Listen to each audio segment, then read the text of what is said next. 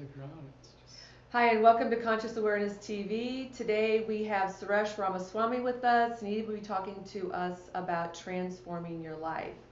And I want to let you know, if you do have any questions, please write them in on justin.tv/conscious TV.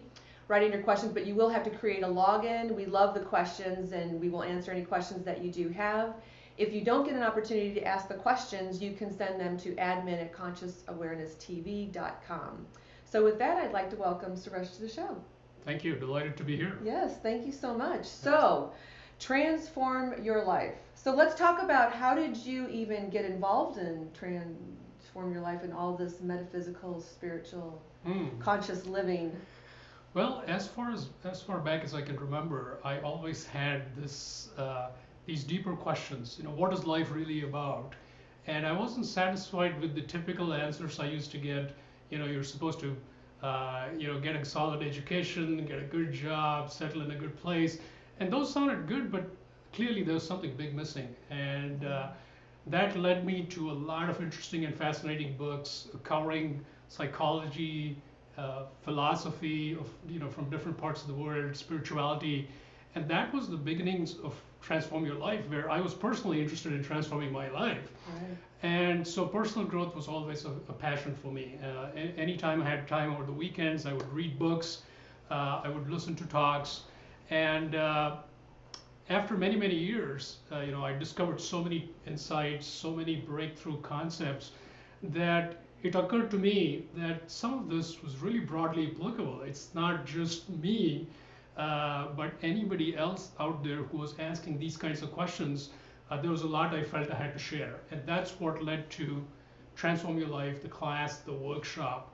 I was invited to teach at the community college here, and then later on at community groups, bookstores, and it grew from there. Wow. So what is it? What is the Transform Your Life? You talk about spiritual principles.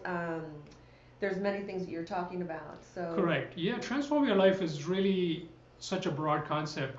For me, what I saw is that as we embark on this journey, which is life, and we start trying to include in our lives those things which we feel will bring meaning, bring happiness, and over time we end up with quite a collection of things. Yeah. Yeah. But oftentimes we find something big is still missing. Yeah. And while we do have happiness, we've managed to figure out a lot of things. There's a lot of things which feel like there's still something key that's not quite there. And to me, that is really what Transform Your Life is addressing. Transform Your Life is really a framework for understanding and navigating life, so that one can find enduring happiness, one can maximize the growth one experiences, and really it's about accelerating one's evolution. That's really what Transform Your Life is about. So it really touches on all aspects of life. It's not so much go do this, but it really touches on really what matters in making life more meaningful and fulfilling. So we're talking about relationships, financial, career, health. Exactly, exactly. And a lot of times people embark on something like this and they discover spirituality, which is totally awesome. Metaphysics, philosophy, this stuff is just incredible. And Can I there's take you back just I didn't mean to interrupt you, but when you say discover spirituality, Yes. for the viewers and listeners, can you give them an idea of what that means when you say discovering spirituality or metaphysics? Yes. Discovering spirituality it's going to look very different for different people. Right. For somebody, it's just being out on the beach and watching an incredible sunset. That something inside them is moved and they feel, I'm part of something big here and incredibly beautiful. And that is spirituality. It's not just these volumes that were written thousands of years back. For some people, it's being extremely close to somebody they love and feeling that oneness, feeling that expansiveness. That's spirituality. For somebody else, it's taking a walk in nature where they simply lose their sense of small identityness and feel something much bigger. That's spirituality. So for somebody else, it might look like actually studying these philosophies from ancient times and recognizing that, wait a minute, what this person said way back it still applies to me, even though I've got a modern iPhone and I drive a car with GPS. This thing, this insight still appeals to me, it applies to me. So spirituality is going to look very different, but ultimately it's about, I think, finding who we really are and what we're here for. Right. Well, I love that, because what really, you know, when you think about, or people, the viewers and listeners, and I remember what came to me was feeling like it's not about just being in a sunset. I can see what you're saying about that being a spiritual, being spirituality, but it's just so simple. Where you think that, oh gosh, if spirituality or metaphysics, it has to be something that's like working at a job you don't want to work at. Like it's this drudgery, oh my gosh, I've got to go after this and I've got to grow, or I've got to shift and I got to change. You know, it's this, people may have this concept about, I don't want to say drudgery, because I mean, to keep growing every day and living in the, you know, living consciously, because that's what the show is all about. Conscious Awareness TV is how, showing people how to live consciously through the guests that we have. So I loved how you said that a sunset, and it is different for everybody, and then just in nature, and you know, where it is picking up philosophy and learning different things. Yes, exactly. And you're right. You know, a lot of us, we think of philosophy and, you know, this is like incredibly boring stuff for a lot of people. But when you discover true spirituality, it's alive, it's meaningful, it's very energizing. That is, I feel, it's really hard to imagine somebody who wouldn't be drawn to these things when they really discover what it's about. So when you say in that discovering what it's about, it's in those moments that we're sitting watching a sunset, and we feel that there is something much larger. What if that person's not in that consciousness of being able to recognize that? But so if they're out there going, well, I love sunsets, but I've never had that experience. Yes. What would you say to that? Because I know I have something I would say to that. But. Yes. Well, actually, everybody has a very unique path to it. For some people, it might be that life presents some very, very challenging situation. Maybe they're thrown into deep depression, and they stay in that very dark place for a long time. And then suddenly, out of nowhere, they have some sort of insight that pulls them out of it, even if it's for a second. And that is the first glimpse of spirituality for them. It's not like a beautiful sunset, but for them, that was what took them there. In fact, even, you know, Eckhart Tolle talks about his, you know, experience where he was almost, you know, suicidal. Right. And went to sleep. Next day morning, woke up, and when he woke up, it was a very different world. Right. He could see the sunlight coming in through the window, the birds singing outside. So that's for him, that was the journey to spirituality. So it's going to look very different. For somebody else, it might be in a bookstore. Some book looks attractive, they're drawn to it, and before they know, they're like, wow, this applies to me. This can change the situation I'm going through. I'm having a lot of stress at work. That to them is spirituality. Right. And what I think it's in that moment that you're saying is that when they pick up that book, and this is where the viewers and listeners, it's like, what I hear you saying is that when that book resonates with you, that's when there's that moment of the synchronicities that we talk about. Yes. Yeah. Exactly. And for somebody, it might be hearing a talk or having a conversation with a friend where something inside is stirred, and you know there's something that is there for you to explore. Right. And that's how it really starts. And I think that's why I applaud what you're doing with Conscious Awareness TV, because I think for a lot of people, a conversation like this and other conversations you've had are very enlightening and opening up their minds. And it's taking that real inkling they had and really building on that to something that's more concrete, that's more tangible, and that can put them on a more conscious path. Yeah. You know, that kind of leads to what I talk about a lot, which is ordinary life has a tendency to kind of suck us into a certain reality on this physical plane. You know, we kind of feel stuck in the muck, if you will. Yes. You know, it's stuck like in a rut. Yeah. It's like the stress at work, the stress at home, there's traffic, and all these things. They have a tendency to make you feel like, you know, I am this body, mind, I am these emotions and personality, and I am in this physical space, and this is it. This is reality, and I'm feeling a lot of stress in this reality. It has a tendency to kind of make you feel like you're getting locked into a very small space, which is very constrictive. And nobody is to tell us that. It doesn't feel good because our spirit is naturally expansive. Yeah. If you try to put it in a box, it's going to try to push back. And in fact, the stress we feel is actually our evolutionary impulse, which is telling us there's a lot more to reality than what you're thinking. I love it. Let's go back to evolutionary pulse. So I love that, how you said that. Yeah, this impulse is there in all of us all the time, but we get distracted with the beautiful surroundings in our lives, with all the experiences that are presented to us. We have a tendency to get sucked into it and go chasing after these things. Right. And time to time, there's this small voice which pops up, right? Hey, is this really what you want? And we say, yeah, we want to go ahead and have some incredible experience. Well, over a period of time, we discovered that these experiences, while they give us some degree of happiness, they are not reliable and robust.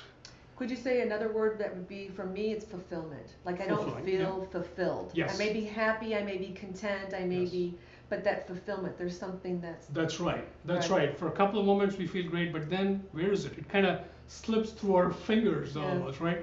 And we feel, oh, I got to now get something else. I need a promotion at work, I need a bonus, or I need a new relationship, or I need to go on the next vacation to wherever.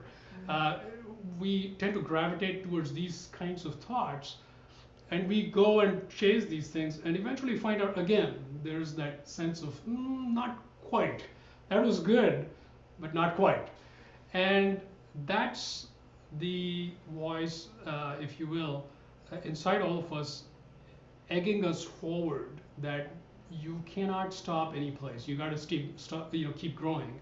And that leads us to things like Transform Your Life. Where Transform Your Life is really about going from unconscious growth to conscious growth. Where unconscious growth is just living life, going about things and not being aware that one is really on a path of growth.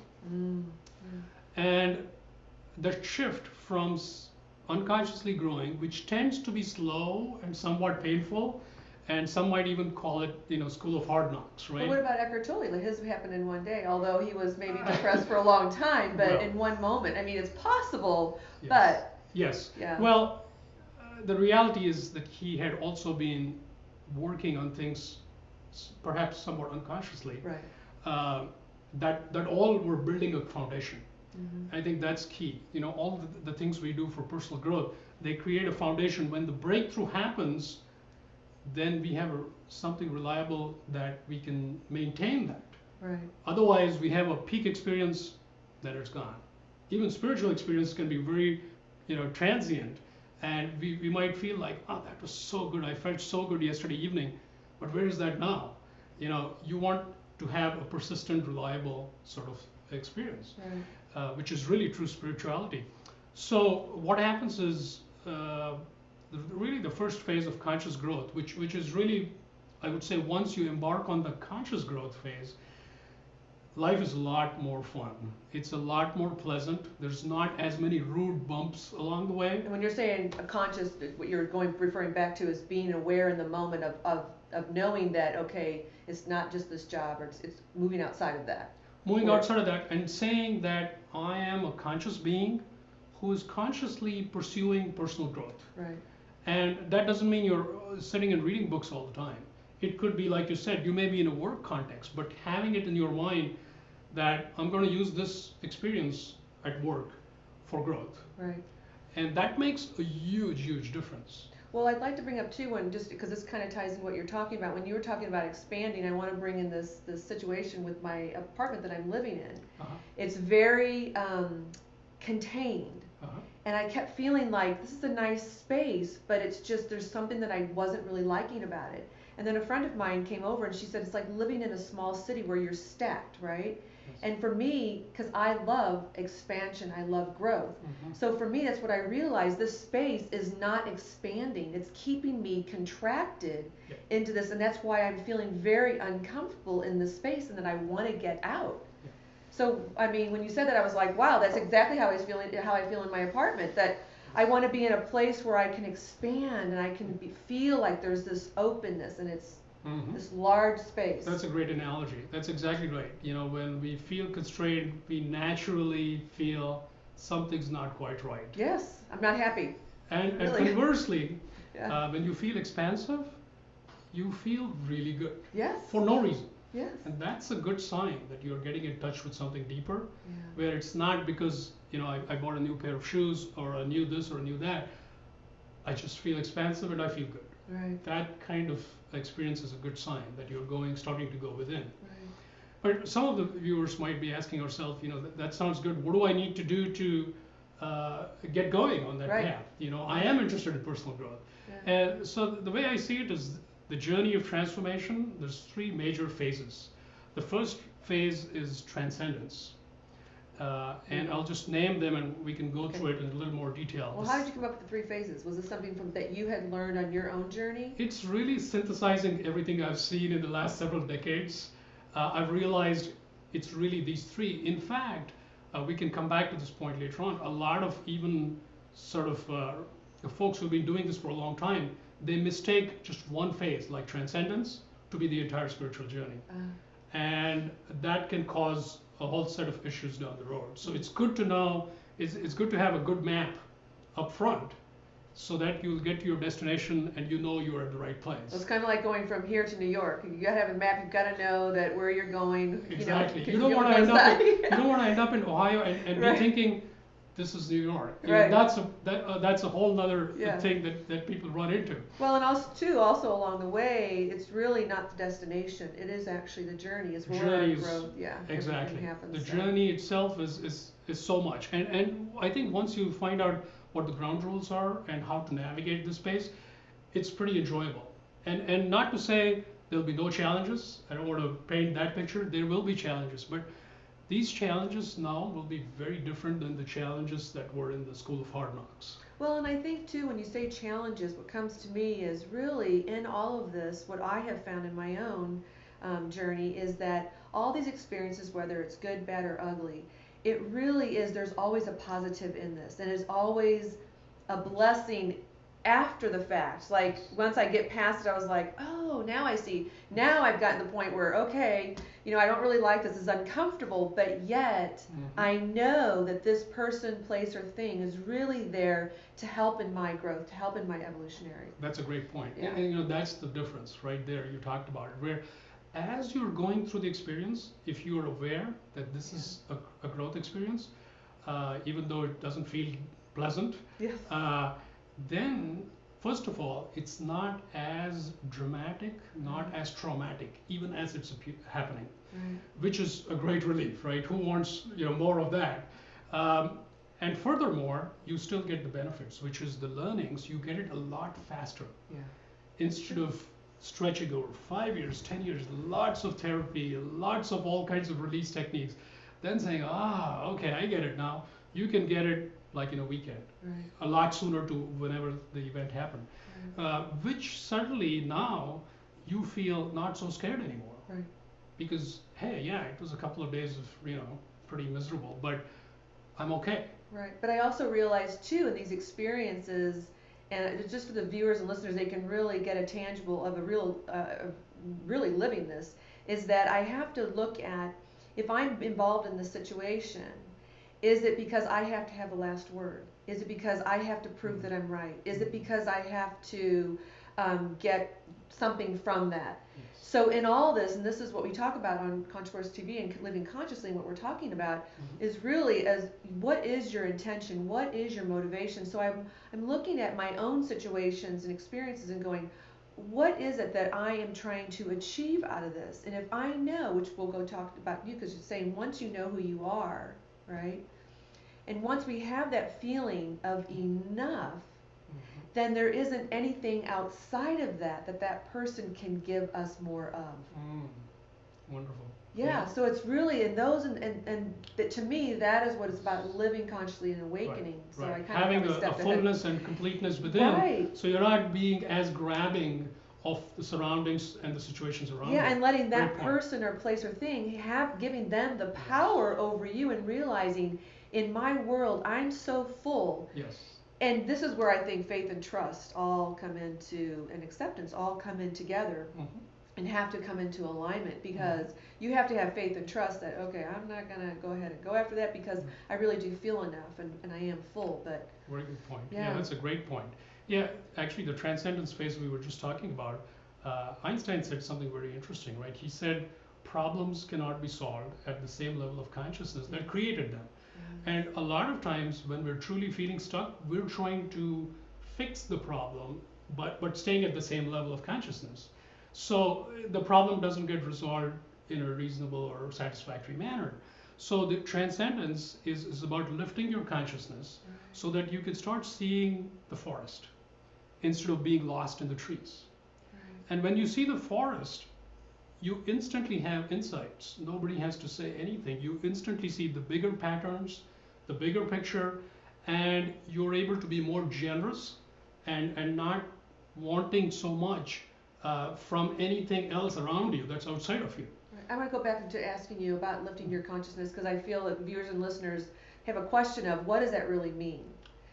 Is it shifting your perspective?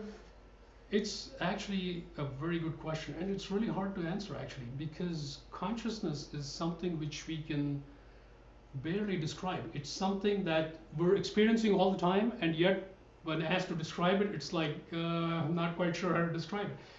Because it's really our experience of who we are, it's our experience of reality.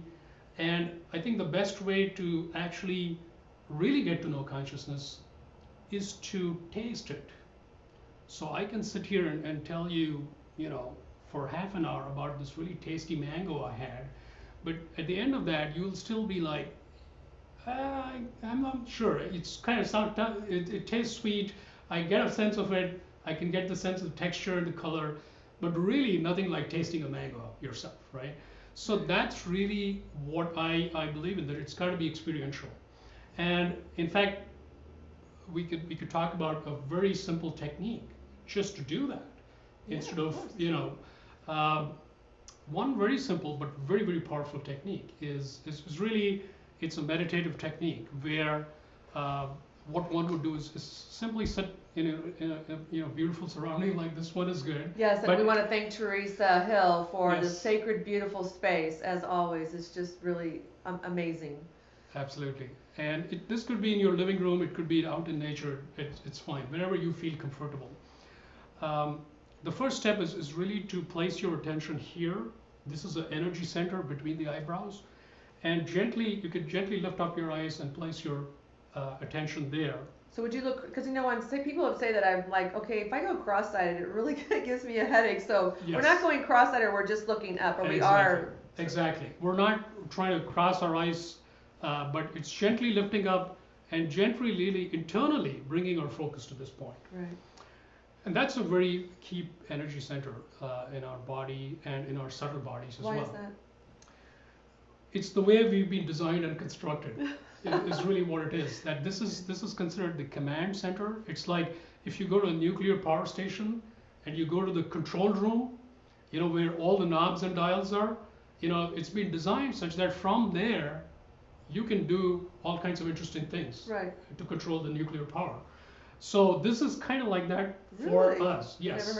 I've never heard it put that way. This is where you could get the master switch for your consciousness, and just by hanging out there, you will start seeing that, you will start perceiving reality differently. And even more powerful, what you could do is, while hanging out here. When you say hanging out, what does that look like? What it looks like is that you're internalizing your attention and focusing it here.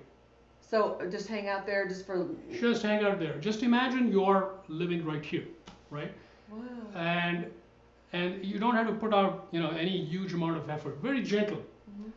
And as you're there, you watch your breathing, right? The breathing process is always going on, but most of the time we're not aware of it, right?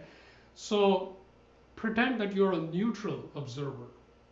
It's like you're almost observing somebody else's breathing. Mm-hmm. So there's an inhalation, there's an exhalation. And over time, you'll start seeing there's gaps between the inhalation and exhalation. Just watch it. No attempt to control it. No attempt to slow it, speed it up, judge it at all. That's really the technique. You're just hanging out there, watching the breathing, and you could do this for as little as 2 minutes. And after 2 minutes, you will find you're in a different place internally. When you come back, you open your eyes, you feel more solid. You feel like you're no longer at the mercy of the elements, right? You feel, oh, I'm here. There's reality no matter what's happening. It's fine. Wow. So that sense of solidity. Furthermore, the more you do this, the more you will see the forest of your own life. So no matter what's happening and what's playing out, you will see, oh, okay, yeah, I see what's going on.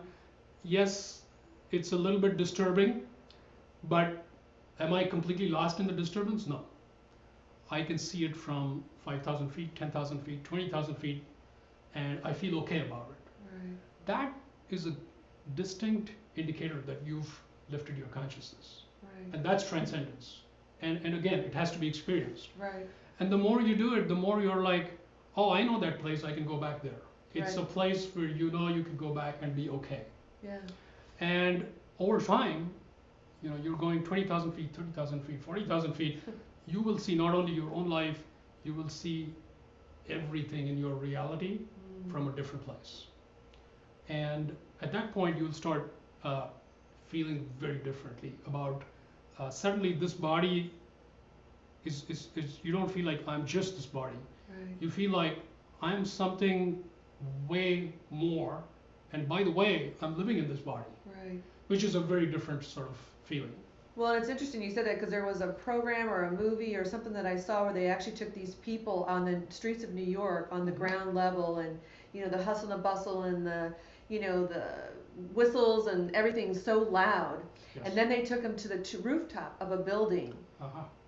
and said, first of all, they asked them on the bottom, how are you feeling, what's going on, and people said, how they were feeling was, jittery, jumpy, or anxious. Yes. And they got to the top and asked them, now how do you feel? Everybody was like, it's serene, it's quiet, it's a different perspective on top, and that's really what you're saying. Yes, exactly. That's again awesome analogy. Yeah. That's exactly what I'm talking about. As you see instead of being stuck in the traffic jam on 42nd Street in Manhattan, Right. you're on top of Empire State Building, and you can see all the traffic. It's flowing. Yeah, you can see there's some traffic jams here and there, but you're feeling really good. Exactly. Yeah. Yes, you're not in the stress, you're not in the, Yeah. but again, I think being there, and it's about your perspective and being in awareness of, this is how I'm feeling, like I'm feeling anxious, what is coming up for me in the moment? And I know that, people say, well, that's easy. I mean, like, can you really do that in those moments? I mean, am I great at it? No, but I try to be really aware of, wow, okay, I'm feeling anxious. What's coming up for me? Yes. So I think it's Yes. asking those questions. Very much, very, very true. And Yeah. in fact, for some people, you the transcendence you get better at it. And at one point, you might find yourself on Empire State Building or some very high structure, and it's so blissful, it's so good, and all your problems are so far away. You might feel, this is it. I made it. Right. This is what. Gotta go back down though. Yeah, and I Yeah. think that's the next phase, which is integration. Okay. There Because you no matter how high you've gotten, you've got to be able to bring that to your day-to-day reality. And that process is not instantaneous, it's an integration process. And that's where relationships, that's where, making a livelihood, maintaining your health, these things which were like, oh my God, I got to wake up and go to work, these things are actually blessings now because they're going to help you integrate that transcendent experiences. So how does that happen? Can you kind of give us How that happens is really anytime you have a conflict. Previously it was me versus you, and there's just this tension, this conflict. Either I've got to win or you're going to win, and it's not a good place to be. Right. Well, as you taste this transcendent experience, you start seeing that first of all, you're not fully invested in what you're saying, in the sense that you're not totally sucked into it. Yes, you have a point of view, you have an opinion, totally fine, but you are not attached to it. Right. And that makes a huge difference Yes. because the other person will also sense that. In fact, they will feel like not being so attached to their own perspective. They'll be encouraged to come out of their little box because they see that you're saying this, but you're coming from a higher place. Right. And what happens is, yes, you'll have differences in opinion, but it'll start going down a certain path, but you will see where it's going, and well before it gets to a place where it's not pleasant, you'll pull yourself back. Right. That pulling yourself back constantly in these kinds of situations is a big choice, actually. Yeah. In fact, you can imagine a situation where something happens, you open an email, and you could see your blood pressure rising, anger building up, and you know this can just keep going, right? You could just get super angry. But now you see the anger building up, and you say, wait a minute, where's that going to take me? Is that going to lead to what's for the highest good? Mm-hmm. And you're able to restrain that, and you're able to control that in a way that certainly your reality is different. So now that same situation could have become a very, very unpleasant situation. Mm-hmm. But now it's not that unpleasant. There's just something that still needs to be worked out. So the integration is just that, being able to resolve things, being able to rise over things in real time as it's happening. This is where Einstein talks about being able to solve at this Exactly, level. exactly. Yes. So Yes. this is applying Yes. that. Exactly. And it's, of course, easier said than done, right? It's not like as easy, but you will start, the more you do it. And the point is not to be perfect. The point is, can I apply it in a couple of situations? Apply it there. Then you feel more confidence, you apply it in a couple more, and you kind of build from there. And pretty soon your entire life looks very different. Right, and what I just heard too was it's really not about moving through this so fast. Like, let me just like bam, bam, bam and get this over. I mean, I would like it that way, but I think we lose the essence, the something I don't even know what it is, but I think we lose something in it. So I think there's something to be said for being in that situation that we may not feel very distressing. Mm-hmm. And to really stay in that, not to where you're, dwelling in it, but can you comment to that? Yeah, that's a great point. And this comes up a lot, especially with relationships, where we've got emotions, and Right. for some reason nobody teaches us, as we are going through high school or whatever, what is this thing called emotions, and how do you deal with it? Because it's so it's got such a strong influence on our lives. Well, don't you think too, and I'll let you finish, but don't you think too that, because I feel that the viewers and listeners, as we grow up, we're taught to, don't cry, or Yeah. don't get angry. Angry's not good. So Right. we're taught to really stuff our emotions. Exactly, Really. exactly. Yeah. So that's the other part of emotions. We start discovering these emotions. They're very powerful, and on top of that, we want to maintain this sort of persona of I'm a nice person. So that leads to just suppress it. Just deal with it in private or whatever. Even better still, these days it's just go check your Facebook stream one more time, or go to Google Plus, or do something else, because if you distract yourself, you're kind of suppressing it in a certain way by not dealing with it. Yes, or that people overwork, or people throw drink, yourself at or work. yes. Exactly. I used to shop. Yes. So all are all great. We've Yeah. gotten really good, right? Yes. In fact, most middle-aged people, they've figured out just the right set of things that work really well for them, and they feel, I have life figured out. Yeah. Just the right wine at the right time, and etc. Well. That's really true. So but actually the reality is emotions are actually a great feedback mechanism for us. And in fact, even the negative emotions, it's absolutely nothing wrong with being angry, nothing wrong with feeling sad. All these are natural part of being human. However, the problem is to be not aware of them and to have them run the lives instead of having some way of managing them. And managing them, what I mean is not suppressing them, nor do I mean expressing them, because either of those extremes can be problematic. But you don't think emoting? Emoting is good when one is very conscious and aware of the situation and uses the emoting and expression in a very skillful way. Okay, true. Good point. Because if you're not, otherwise it just causes a lot of inharmony. It can cause a lot of pain for other people, and eventually we might ourselves go back and feel like, oh, why did I say that? I didn't mean to really hurt that person. I was trying to express myself. right? It leads to a lot of situations like that. So What if you weren't able to, I'm sorry, what if you weren't able to, what if you didn't have to emote to that person?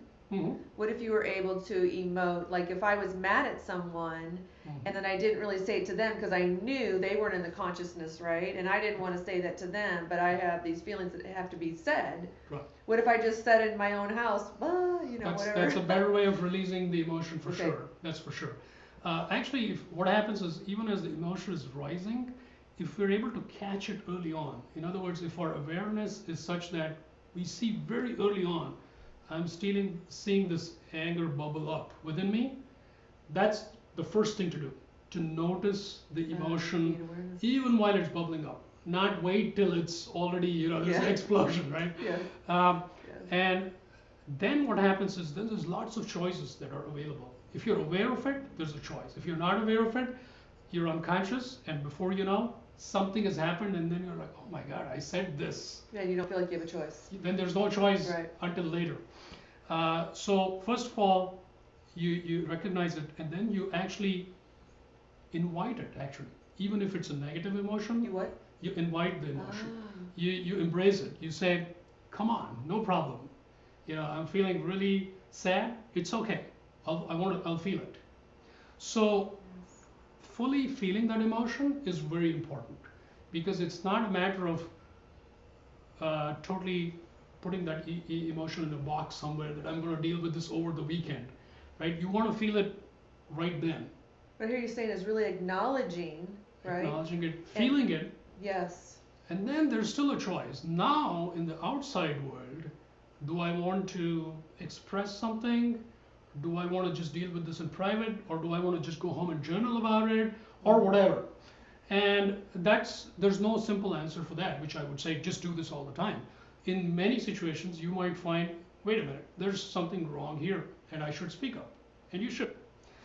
But speaking from a place of awareness and while keeping the highest good in mind comes out very differently. Would that be the same thing as coming from your truth and speaking your truth, but coming from a heart place?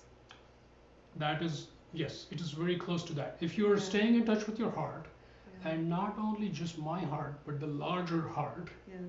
then you are being automatically compassionate to the other person as well, because they have a heart too. It's not just Right. my heart. Right. So Right. you would automatically be considerate, compassionate, see that maybe this person's really having a bad day. Maybe I just need to tell them, but not today, maybe tomorrow. Mm-hmm. That's already a compassionate choice. And tomorrow you can have a chat with the person, you still get your point across, but it's the whole dynamic is very different. It Right. didn't lead to this very traumatic situation. Well, it kind of reminds me of, sometimes when I was married, or, and I would say even to my kids, I need a timeout. Hmm. I need a timeout to kind of go and just count, Yeah. or even with my ex-husband, it's like I need a timeout, Yeah. just to kind of really Yeah. gather my thoughts together Yeah. and really kind of feel like what was really kind of happening. That's But a I know great thing. Count to 10, count to 100, whatever. Yes. That's great, because that's already saying, I am seeing that this thing is going in a direction where I want to actually make sure that it doesn't explode. So Right. I'm going to take a time out. So that's a great way to manage Right. what's happening. So emotions, again, one becomes more aware of these things as you start touching that transcendent place. Right. That indeed you feel there's something more to me than my emotions. So I'm having these emotions, but these are not just, this is not all of me. So that's a very powerful place to be. So what you're saying is because I've heard this, I've used to, I did a course, and I can't remember the name of the organization, but they were saying you are not your emotions. We Yes. are not really any of this. Exactly. You're Yeah. having those emotions. Right. So that's a But we are not big there yet. shift in perspective. Yes. That's a huge shift. And integration is this process of having dozens and dozens of experiences, which life is presenting us constantly, right? Well, for growth and evolution. For growth and That's evolution. But absolutely, now, transcendence gives you a place where you can play this whole game, but without getting totally sucked into it, without feeling drained. Right. Now you're like, okay, there's a bigger picture. I know what the bigger picture is. I'm going to play this from that place. In fact, there's a great quote from the French mystic, Teilhard de Chardin. He said, we're not human beings searching for a spiritual experience. Oh, yes. We're spiritual beings having a human experience. We're spiritual beings immersed in a human experience.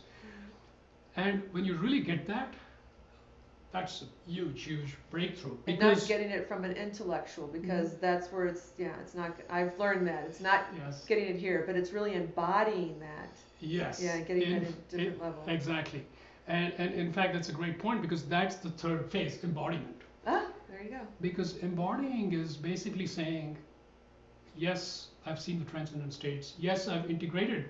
And in fact, integration is another key point with integration before we leave that topic is sometimes what happens is some part of ourselves, our being, is able to taste this really high transcendent experience.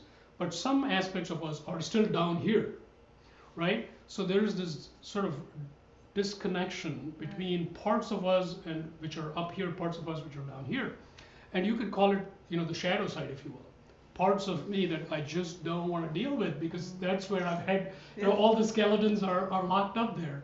And its integration is letting the light come in to all those closets that have those skeletons. Right. So it's taking all aspects of ourselves to that place, which is transcendent. So at that point, you're ready to really embody. Yeah. I really want to bring something up, because what came to me, and it's kind of funny in a way, but it's really, if you watch the movie Peter Pan, when he danced with his shadow. He became friends with his shadow. So, and really, he was all about being able to fly, was about thinking happy thoughts. So it's just interesting that you said that's what came to me. So I think it's a really good analogy for people to, like you said, I think it's really important to love every aspect of ourselves. Yes. Knowing that I can be this way at a certain time, I can be this way at a certain time, and that's okay. Yes. But I personally would say, okay, why am I being that way? I would kind of look more further into it, but. Yes. And for a lot of us, even as we experience these transcendent states, when we come back to the usual reality, and we are actually feeling these things pretty strongly, right. We feel angry and we feel this is not right. I shouldn't be feeling angry, or feeling selfish, feeling greedy. We feel suddenly these are like, this is not spiritual stuff. I shouldn't be feeling these things, and I'm a really spiritual person. And you can almost get into a really weird, almost distorted place where there's two aspects of you. One is really holy, spiritual, radiant, and then there are times where it's really dark. So integration addresses that. It takes all the places within you, and it's not a matter of saying I'm going to be suddenly a totally different person in every way. Even if you're selfish, but you are fully embracing that selfishness. If you're greedy, but you're fully embracing your greediness, suddenly that greediness is just no big deal. But isn't that really going back to the same thing as, or is it going back to, this is really a question, of going back to speaking your truth, that yes, I do feel greedy, yes, I am angry, yes, I am selfish. Yes. The thing is, it's way back in the beginning of the journey, it's very hard for me to admit I'm a really greedy person, because I'm so invested in myself. But as I see a larger picture, now I see there's a part of me that's beyond everything. Now it's like saying I'm greedy. I can say that now. I can speak the truth, but now there is a larger context which allows me to speak that truth. And in fact, in my life coaching practice, a lot of times that's what I do with people. Help them see that their life situation, while it's still no different than it was 5 minutes back, but stepping back and seeing this bird's eye view, that itself is transformative. And of course, for that to be durable, it takes a lot of work. It takes time, and it takes this integration process. And eventually, one reaches a point where, much of our being is now at that higher frequency. At that point, somebody might say, well, I'm done. Well, you're not done yet, right? There's lots of places along the way where you feel like, okay, I'm done now.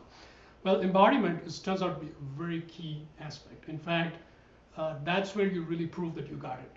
Until then, it's like, yeah, it sounds good. But embodiment is when you show the world that you got it. Yeah. And exactly. Not so much everybody, having everybody turn into a spiritual teacher. It's about, if you're a construction worker, if you're a landscaper, it doesn't matter. It's bringing that authentic realization and presence to whatever situation you happen to be in. And does this go into what I hear is also what you're saying is this goes into showing up as who we really are? Exactly. Exactly. Yeah. It's really knowing one's life purpose is, who Right. one really is, and then bringing that presence, bringing that beingness, bringing that radiance to every situation, no matter how mundane it might be. And when one does that, Earth looks very different. And that's really where we want to get to, where there's embodied beings, fully embodied beings who realize their true nature and are living it.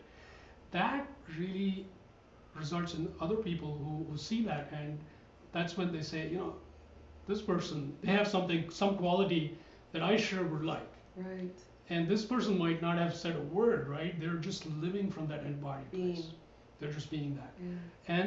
And that's when you could say you're a exemplar, or an ambassador, an emissary of the divine, of the highest. And you're walking the planet. You're a blessing, just being. Right.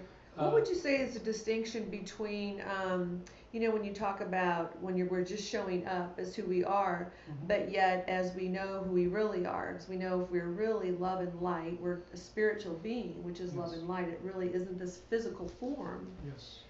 So can you give us the distinction so they can the viewers must have an idea of what that really, because it's very confusing when you say, okay, here I'm a light and loving being, spiritual being, but yet I show up as this being, just being in the world. Yes. I mean, yes. it's just, yeah. And this is where the difference is. One could read a whole book about this and start sort of pretending that one is, saying the right things and pretending to be in an exalted state of some kind. And the reality is we cannot fool the universe, first of all. No, can't lie to it either. And, No. and speaking the truth takes on different meanings, because the truth is, what have I realized the truth to be? That's the highest truth I can speak, right? So even if one tries to speak a truth that sounds really good, it's not really truth for that person. They haven't realized it. So what happens is, until one has actually transcended, tasted the higher states of consciousness, done the integration, then they speak the truth. That truth, their truth, is something they've realized. And that's something, when they're being, their beingness is this expansive state. So one cannot, in other words, mimic that without going through the process. So the difference ends up being, you actually have to shift your consciousness. You actually have to realize truth. Then you have to embody truth. And whatever you embody automatically has that pristine quality to it, which is coming from a pure place. So intellectually it can sound the same, and it's hard to tell the difference. Right. Just from it looks the same, it sounds the same, but the vibration is different. Got it. The vibration is very different, and this is where the journey also takes us. Our personal vibration starts shifting, and you start feeling that in different ways. The universe gives you feedback, lots of feedback actually. Yes. And good and bad. So you start seeing, if you're trying to fake your vibration, you'll get a lot of feedback which shows that, wait a minute, that's not quite what I was vibrating at. At the same time, if your vibration is pure and high, you will find that a very scary situation can just pass right through you, because you're at that level of consciousness where it's not disturbing your internal knowingness. So again, that is something, it's in the realm of experience. Right. And that's really how it should be. Yes. It's not from any book, not from any workshop. But things that do help are things like creating space in one's life, even in little ways, like instead of sitting and watching TV, you could take a walk. Right. Shifts your consciousness. Hanging out with people who are of higher vibration. Yes. That's a good thing. Even if you're going to pick up a book which is high vibration, is uplifting. Right. If you're going to watch a movie, watch an inspiring movie. Right. So there's lots of ways when these are all contributing. Right. They're all picking up the vibration. And if you do enough of these, you will find that in a matter of months, years, you're in a different place. You know, if you run into an old friend, they'll say, wow, you know, you feel different. Yeah. You feel like you feel good. Yeah, something's different about I you. can't yeah. tell you about all the spiritual, metaphysical stuff, but it feels good to be with you. That's a good sign. Yeah. That is saying not only that you've touched some really high places, but you're embodying that. And I think we have a question too. Yep. So, can both of you comment more on how important it is to have experiences with other people as part of integration? Sometimes spirituality is talked about in very individualistic terms. In other words, can we share spirituality? Yes. So relationships with people turns out is a excellent news in terms of growing. Right? Great question. Thank you. And what we see is those tensions that exist naturally between people. These tensions previously were daunting, were a little bit scary. They were like, oh my God, how do I convince this person about my point of view? And we might even dread, going to a meeting where we have to convince people about a certain perspective. Or even it could be a one-on-one kind of relationship with a friend where, you're close to the friend, but there's one key issue on which you see totally differently, right? And that can make the relationship seem like, it should be closer, but it's not. Right. Well, these are all very, very good places for integration, where you can see that, first of all, you could, even as you approach the relationship, your intention, even before the first interaction happens, is very, very significant. Previously, the intention was probably unconscious. We just run into people, we try to be good, we're hoping we'll have a good time, and all will be well. That's pretty much our unspoken intention. But as we get into a conscious journey of growth, our intention is, first of all, to grow from that situation and be of help to others. Right. And even the outcome we want is not necessarily what our personal agenda is. Our outcome, our preference is let whatever is for the highest good, let that come forth. Right. This is a dramatic difference now, because even when you start having that first conversation, that first dialogue, you're vibrating at a completely different place. You're in a very different place. And other people will sense that, consciously or unconsciously. And they will instantly feel like they need to not be so stuck to their agendas, Right. but instead look a little bit closer at what you're saying, and maybe look a little deeper at what they really want. Already there's a sense of expansiveness, there's a sense of cooperation, and that is spirituality in action, right? Spirituality is not about talking about spiritual stuff at all. Right. It's about not being stuck in our own small identities, and instead being expansive. And if you're expansive, there's so many ways to be expansive. If you're expansive in any of those ways, you are already bringing spirituality. Well, I think you help the other person too. I know in my own experience, if there is in the talk about integrating, if we have an opinion or they have an opinion, because since we're so individually unique that everyone's going to have their own opinion based through their own experiences, their own filters. So what I've learned to do is to really listen to that other person's, because I may gain something from their opinion. Mm-hmm. So I'm looking at it from, wow, that's really interesting. So allowing them and not saying, okay, this is mine, this is the way I see it, right? So it's like opening up that door and going, okay, let me allow this person to be able to share what their opinion is based on whatever that is. And so I could shift my perspective going, wow, I really like that. I love how you see that a different way. I've never looked at it that way.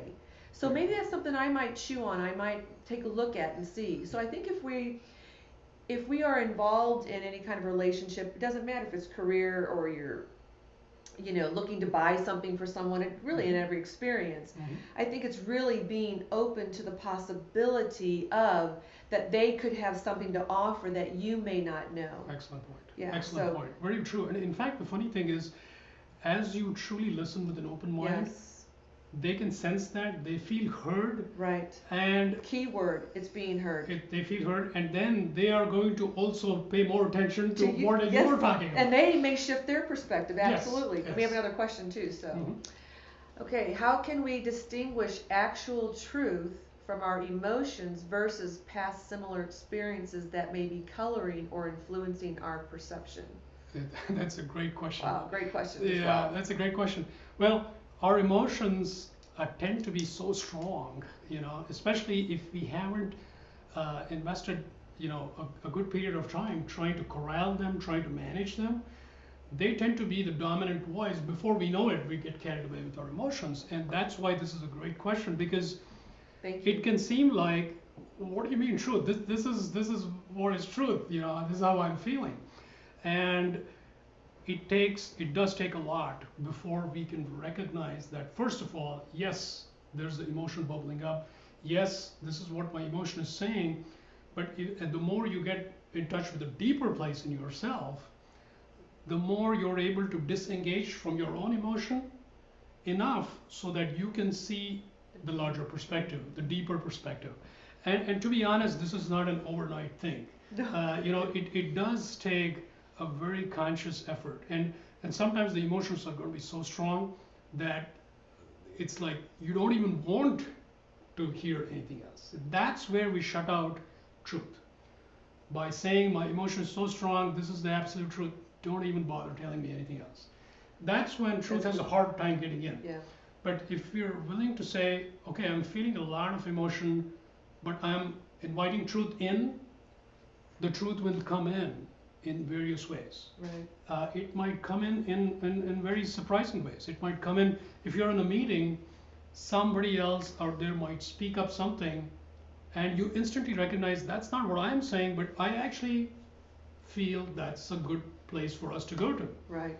So don't expect this booming voice inside your head to be telling you this is truth and this is what you ought to do. Yeah. It can be very subtle. It can come through various places. Absolutely. It can come through an unrelated email, or somebody forwards you something which is an inspiring picture. This has nothing to do with your situation, but then you see it and it's like, wait a minute, it does. Right. It's telling me exactly how to view my situation in a different way, and that makes me feel like it's a better, deeper truth. Right. I know for myself, and speaking and determining or distinguishing between truth and emotions, is that just what you sort of said, in a way of taking and having the emotion and emoting whatever that emotion is, to allow myself to feel that. So what I'm saying is to feel that, allow that to surface, and then it's almost like coming back up to the rooftop from the bird's eye view and going, and really checking in with myself and saying, okay, I've just had an experience, I've been angry, sad, crying, or whatever. Now, what is the truth? What's really happening here? So for me, I tend to ask a lot of questions. I mean, if anybody's heard me or saw me, maybe thinking that we got to send her and put her in a straitjacket because this girl's not, really with us. But I feel that it really does, for me, works that way of asking myself, okay, what is really my truth in my world? Because I'm a chunk of totality of the universe, whatever you want to call that, the God spirit, I'm a chunk of that. So what is the truth in my world? But it's only after I feel the feelings, because like you said, you really can't have those feelings and find the truth within that. Yes. So that really works for me in doing it that way.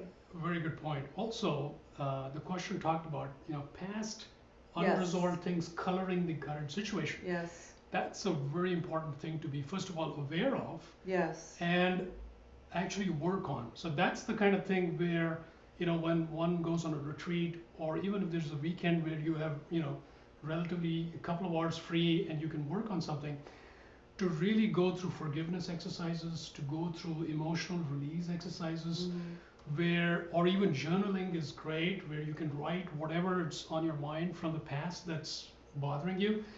These things are really critical to clear the slate.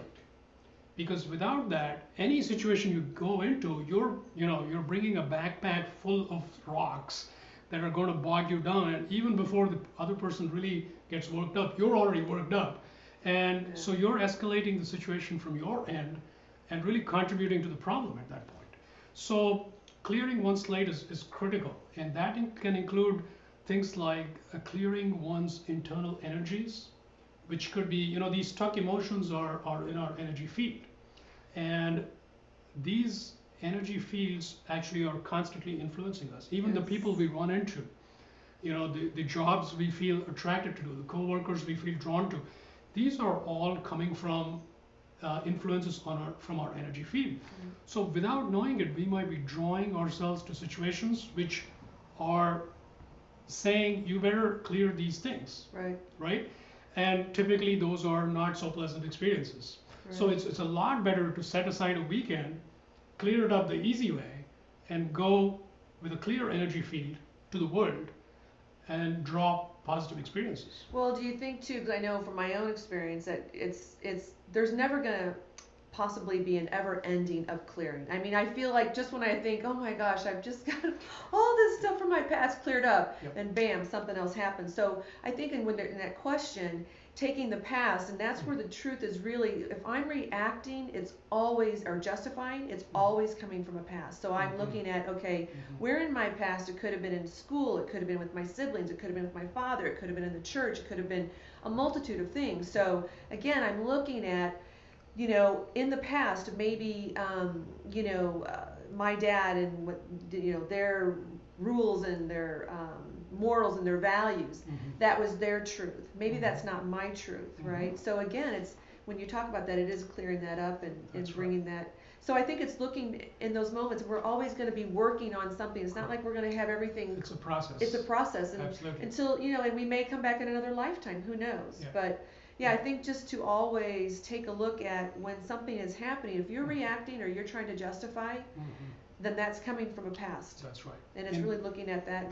That brings up a great point, which is anytime something happens, we instantly tell ourselves a story about it, and we assume that is what happened, right? Right. That's really based on our perception, our belief systems. It's really an interpretation of what happened. Yes.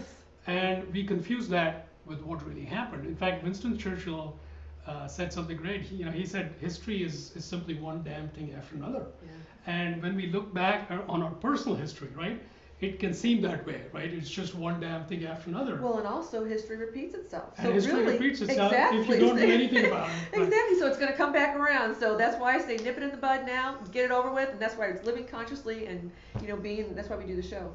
It's really raising the consciousness. And we got about 10 minutes, so I want to be sure that they get a hold of you. He's a life coach, a teacher, a visionary. So can you let the viewers and listeners know how they can get in touch with you to know more about what Suresh does, any of the work, his workshops, classes?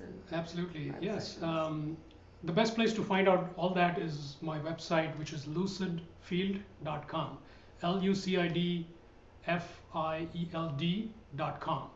And there you'll see all the things I'm up to, events that are coming up, and other ways we can engage. Yeah, absolutely. We didn't get a chance to talk about the lucid field, which is very fascinating as well. So you can ask him questions and get to know more about him through that as well, and what that's all about. Very, very fascinating. And that you had actually, that's your baby. That's something that you. Yeah, it's all about consciousness. It's all about technology. It's all about wellness. All these passions coming together. Yeah, they're coming into one. So thank you so much for being on the show today. We really greatly appreciate it. We thank Teresa Hill for allowing us to film again in the sacred space. And we thank Alan, and we thank our viewer, Alan, for being, filming and being here to make this a possibility and a reality. And we also want to thank you, the viewers and listeners, for tuning in today. And if you did miss the show today, no worries, because you can always go to our YouTube channel and just do a search for Conscious Awareness TV, and you can find us there. And next week we have Jeannie Lemaire, who is going to be my colleague, and she will be talking, we're going to be talking actually about the emerging self. So look for lots of changes starting next week on, new venue, new everything, and so things are going to look very different. So again, we thank you so much for tuning in and joining us today, and we look forward to seeing you next week. Thank you. Thank you, Linda. Yeah, thank you.